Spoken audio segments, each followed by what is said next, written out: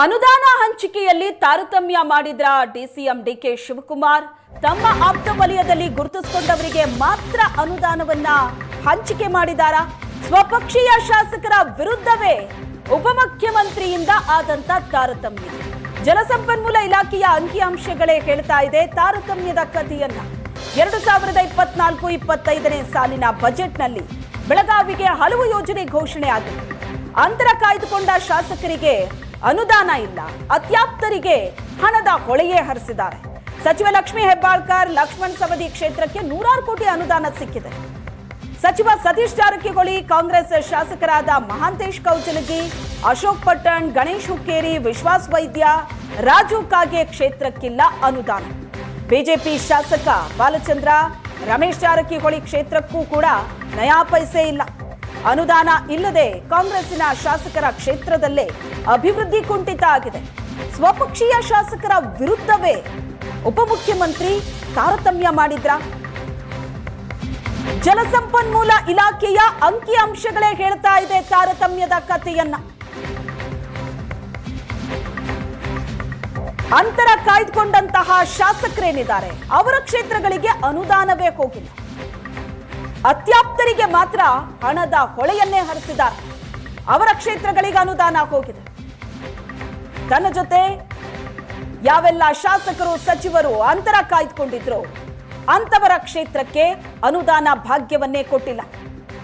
ತಮ್ಮ ಆಪ್ತ ವಲಯದಲ್ಲಿ ಗುರುತಿಸಿಕೊಂಡವರಿಗೆ ಮಾತ್ರ ಅನುದಾನ ಹಂಚಿಕೆ ಮಾಡೋದ್ರ ಮೂಲಕ ತಾರತಮ್ಯ ನೀತಿಯನ್ನ ಅನುಸರಿಸಿದ್ರ ಡಿಸಿಎಂ ಡಿಕೆ ಶಿವಕುಮಾರ್. ಬಿಜೆಪಿ ಶಾಸಕ ಬಾಲಚಂದ್ರ, ರಮೇಶ್ ಜಾರಕಿಹೊಳಿ ಕ್ಷೇತ್ರಕ್ಕಂತೂ ನಯಾ ಪೈಸೆ ಕೊಟ್ಟಿಲ್ಲ.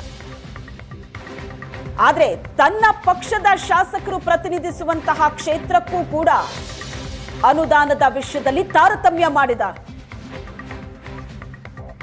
ಅಭಿವೃದ್ಧಿಯೇ ಕುಂಠಿತ ಆಗ್ತಾ ಇದೆ. ಅನುದಾನ ಇಲ್ಲದೆ ಕಾಂಗ್ರೆಸ್ ಶಾಸಕರು ಕಂಗಾಲಾಗಿದ್ದಾರೆ. ಕ್ಷೇತ್ರದಲ್ಲಿ ಅಭಿವೃದ್ಧಿ ಸಾಧ್ಯವಾಗ್ತಾ ಇಲ್ಲ.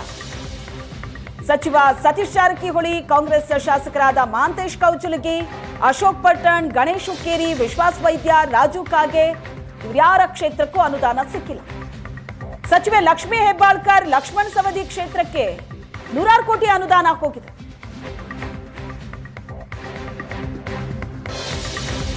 ಬಿಜೆಪಿ ಶಾಸಕರಾದ ಬಾಲಚಂದ್ರ ಮತ್ತು ರಮೇಶ್ ಜಾರಕಿಹೊಳಿ ಕ್ಷೇತ್ರಕ್ಕೂ ಕೂಡ ಅನುದಾನ ಸಿಕ್ಕಿಲ್ಲ.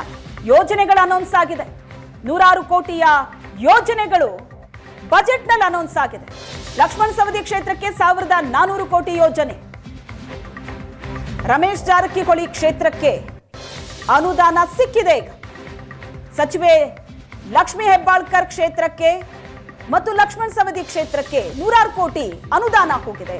ರಮೇಶ್ ಜಾರಕಿಹೊಳಿ ಕ್ಷೇತ್ರಕ್ಕೆ 680 ಕೋಟಿಯಷ್ಟು ಅನುದಾನ ಸಿಕ್ಕಿದೆ ಅನ್ನೋ ಮಾಹಿತಿ ಸಿಗ್ತಾ ಇದೆ. ಹಲವು ಶಾಸಕರ ಕ್ಷೇತ್ರಗಳಿಗೆ ಯೋಜನೆ ಘೋಷಣೆ ಆಗಿದೆ, 100 ಕೋಟಿಯ ಯೋಜನೆ. ಆದ್ರೆ ಅನುದಾನ ಮಾತ್ರ ಏನೂ ಇಲ್ಲ.